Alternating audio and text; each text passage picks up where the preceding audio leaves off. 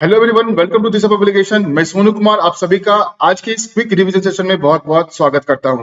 तो आज का जो हमारा टॉपिक रहने वाला है वो सिलोजिज्म के ऊपर रहेगा और आज की इस सेशन में हम कुछ प्रैक्टिस क्वेश्चंस यहां पे करने वाले हैं जो कि लेटेस्ट एग्जाम पैटर्न के बेसिस पे होगा। आप सभी को पता है कि अभी जो लेटेस्ट क्वेश्चन सिलॉग्स के पूछे जा रहे हैं वो ओनली अ फ्यू वाले क्वेश्चन स्टेटमेंट जो है वो हमें पूछे जाते हैं एग्जाम में। तो आज की इस क्लास में हम उसी क्वेश्चंस को यहाँ पे प्रैक्टिस करेंगे और देखेंगे कि किस तरीके से किन बातों का ध्यान रखते हुए हमें इस क्वेश्चन को सॉल्व करना चाहिए। तो चलिए सेशन को स्टार्ट करते हैं। सबसे पहला क्वेश्चन आपके स्क्रीन के ऊपर आ चुका है। यहाँ पे जो स्टेटमेंट दी गई है वो है all engineers are villagers, right? All engineers are villagers. Second है none villager is a nurse and third statement is only a few nurses are managers. तो यहां पे हम क्या करेंगे, सबसे पहले यहां पे हम वेन डायग्राम ड्रॉ कर लेंगे, राइट? तो सबसे पहला स्टेटमेंट है all engineers are villagers. All engineers are villagers, right? None villager is a nurse. कोई भी विलेजर्स जो है वो नर्स नहीं है। Only a few nurse are managers. Only a few nurse are managers, right? जब भी हम ओनली अ फ्यू स्टेटमेंट वाले क्वेश्चन को सॉल्व करते हैं, अगर आपने मेरी लास्ट वाली वीडियो देखी होगी तो उसमें मैंने कंप्लीट जो उसका थ्योरी है वो मैंने एक्सप्लेन किया है।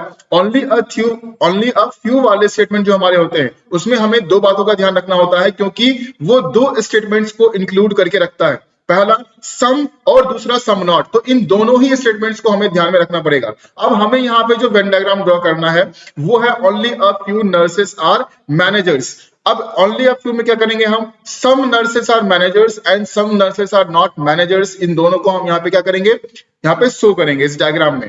तो सबसे पहले सम जो है वो मेरा ये डिफाइंड है, राइट? और सम नॉट को डिफाइन करने के लिए हम यहाँ पे अलग से ड्रॉ कर लेंगे जो कि ये शो कर रहा है कि some part of nurse is not manager, right? तो ये हमारा कंप्लीट वेन डायग्राम हो गया। आते हैं हम अब कंक्लूजन पे। पहला कंक्लूजन है हमारा no engineer is a manager.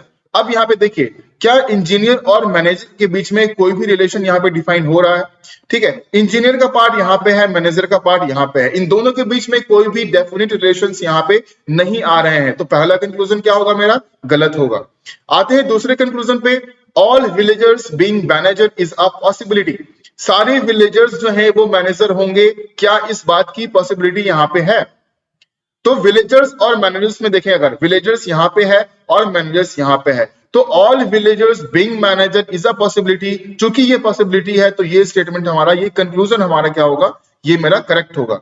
तो यहां पे आंसर क्या हो जाएगा, only conclusion two follows, right? ये हमारा सही आंसर हो जाएगा इस क्वेश्चन का, ओनली कंक्लूजन टू फॉलोज। ठीक है, बढ़ते हैं हम अगले क्वेश्चन पे।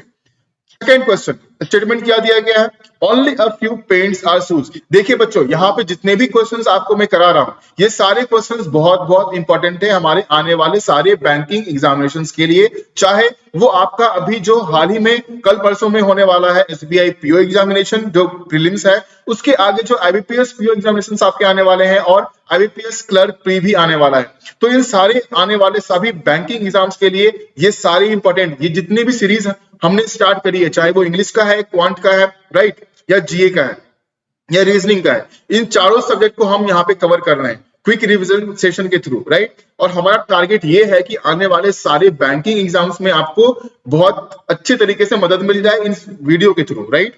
तो चलिए इस क्वेश्चन को देखते हैं। Only a few pant are shoes. यहाँ पे हम सबसे पहले वेन डायग्राम साथ ही साथ ड्रॉ करते चलेंगे। Only a few pant are shoes, ठीक है, ओनली अ फ्यू का स्टेटमेंट दिया गया है तो हम उस तरीके से ही डायग्राम यहाँ पे ड्रॉ करेंगे। सबसे पहले सम यहाँ पे हमने डिफाइन कर लिया, राइट? और सम नॉट के लिए हम ये डायग्राम ड्रॉ कर लिए। सेकेंड स्टेटमेंट है यहाँ पे सम शूज आर स्लीपर्स। कुछ शूज जो है वो क्या है, वो स्लीपर्स हैं, right? And every slippers are shirts. सारे सारे स्लीपर्स क्या है, वो क्या है, वो शर्ट्स हैं, राइट? अब यहाँ पे एक चीज और सभी लोग ध्यान रखिएगा, कंफ्यूज मत होइएगा। जो इस तरह के कीवर्ड्स यूज किए जाते हैं, एवरी हो गया, ठीक है, ऑल के लिए यूज किए जाते हैं, चाहे वो एवरी है, ठीक है, चाहे वो एनी होगा, चाहे वो 100% होगा, राइट, 100% होगा, तो इस तरह के अगर कीवर्ड्स आपको मिलते हैं तो ये सारे जो हैं वो ऑल वाले रिलेशंस को डिफाइन करते हैं, इस बात को ध्यान रखिएगा। आते हैं हम कंक्लूजन पे। पहला कंक्लूजन है at least some shirts are pants. कुछ शर्ट जो हैं वो क्या है, पेंट्स हैं। तो शर्ट और पेंट्स के बीच में क्या आपको कोई भी रिलेशन यहां पे दिख रहा है? नहीं है। पैंट का सेक्शन हमारा यहाँ पे है और शर्ट्स का सेक्शन हमारा यहाँ पे है। इन दोनों ही सेक्शंस के बीच में कोई भी रिलेशन यहाँ पे नहीं है, तो ये क्या होगा, मेरा गलत होगा। दूसरा है no shirt is a pant.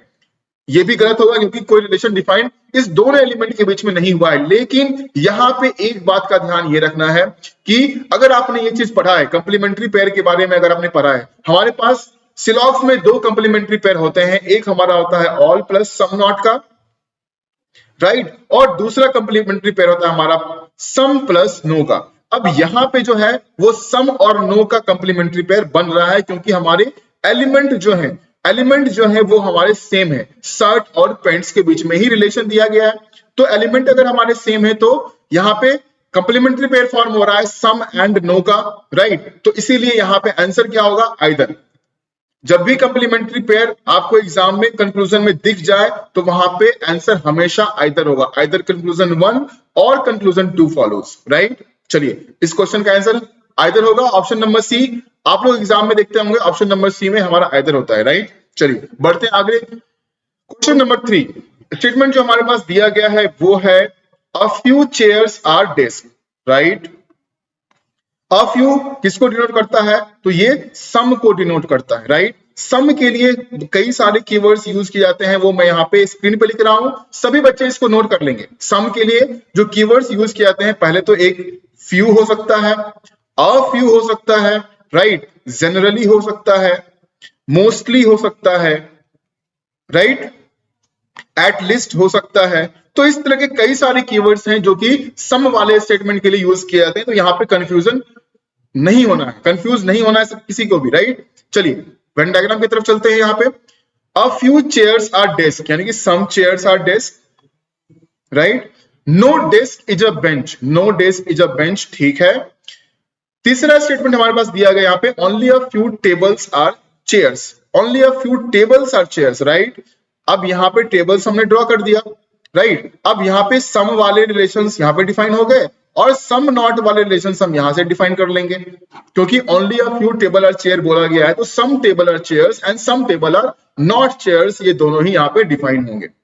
हमारा वेन डायग्राम बनके तैयार है। आते हैं हम अपने कंक्लूजन पे। पहला कंक्लूजन है सम चेयर्स आर नॉट बेंच, ठीक है भैया। सम चेयर्स आर नॉट बेंच, देखो यहाँ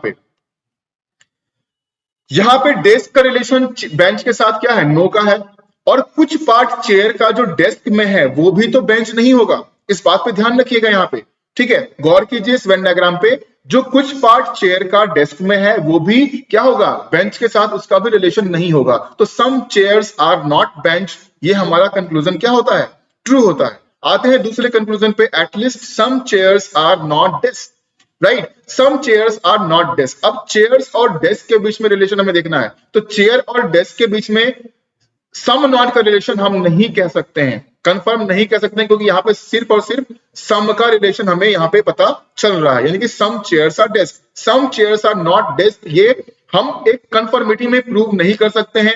हाँ, अगर यही चीज यहाँ पे पॉसिबिलिटी में दी गई होती तो हम इस कंक्लूजन को सही मानते, लेकिन यहाँ पे पॉसिबिलिटी नहीं है, इसीलिए इस कंक्लूजन को हम यहाँ पे गलत मानेंगे। तो आंसर क्या है इस क्वेश्चन का, only conclusion 1 follows, right, only conclusion 1 follows, ठीक है। क्वेश्चन नंबर 3 का आंसर क्या होगा, ओनली कंक्लूजन 1 फॉलोज। बढ़ते हैं आगे, नेक्स्ट क्वेश्चन, क्वेश्चन नंबर 4।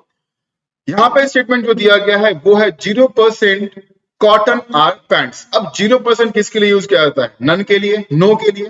तो नो के लिए जो कीवर्ड्स यूज होते हैं वो है 0%, आपके सामने लिखा हो सकता है, नन लिखा हो सकता है, ठीक है, नन ऑफ देम लिखा हो सकता है। तो इस तरीके के अगर आपको कीवर्ड्स दिखते हैं तो वो नो को डिफाइन करते हैं। तो 0% कॉटन और पैंट्स, ठीक है, कॉटन और पैंट्स के बीच में रिलेशन 0% का, यानी कि नो का relation. Second statement is all shorts are frocks, सारे के सारे शॉर्ट्स फ्रॉक है, ठीक है, अभी पता नहीं है हमें।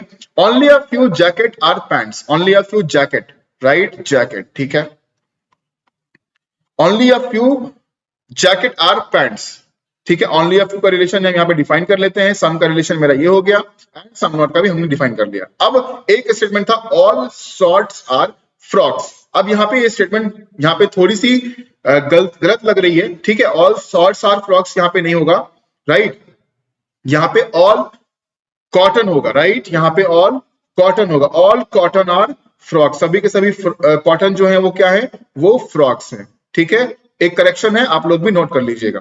कंक्लूजन, पहला conclusion, not a single pant is short, not a single pant is short नहीं होगा, यहाँ पे फ्रॉक होगा, राइट, करेक्शन है, आप सभी लोग कर लीजिएगा, थोड़ी सी गलती हो जाती है, ह्यूमन एरर्स, राइट।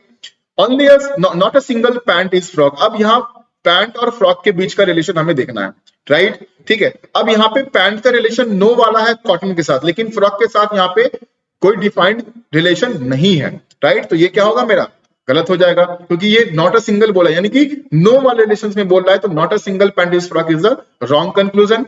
दूसरा कंक्लूजन है a good number of frocks are not cotton. A good number of मतलब सम को ये डिनोट कर रहा है, ठीक है।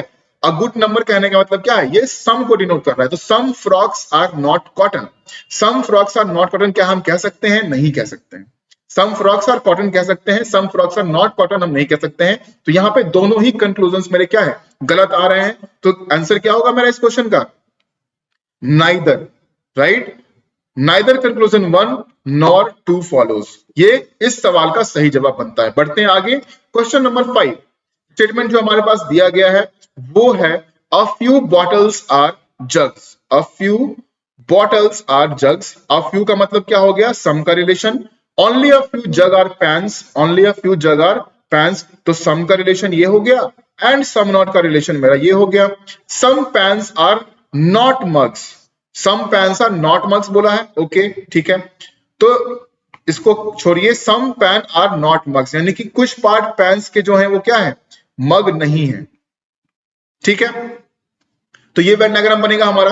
पहला कंक्लूजन क्या है, some bottle are not pans. Some bottle are not pans हम डेफिनेट तरीके से डिफाइन नहीं कर सकते हैं, राइट, क्योंकि बोतल का पोर्शन ये रहा, पैन का पोर्शन ये रहा, इन दोनों के बीच में कोई रिलेशन डिफाइंड है नहीं एक्चुअली, इसीलिए पहला कंक्लूजन क्या होगा, गलत। दूसरा, some mug can be jug, some mug can be jug हम कह सकते हैं, सम मग कैन बी जग जो है वो ट्रू हो सकता है, क्योंकि ये पॉसिबल केस है, क्योंकि ये पॉसिबिलिटी वाली केस है। तो यहां पे सही उत्तर हमारा क्या होगा, only conclusion two follows, right, only conclusion two follows, ठीक है। बढ़ते हैं आगे, क्वेश्चन नंबर 6। स्टेटमेंट दिया गया है only a few printers are scanners, okay, only a few printers are scanners. तो यहां पे सम को हमने डिफाइन किया और ये हमने सम नॉट को डिफाइन किया।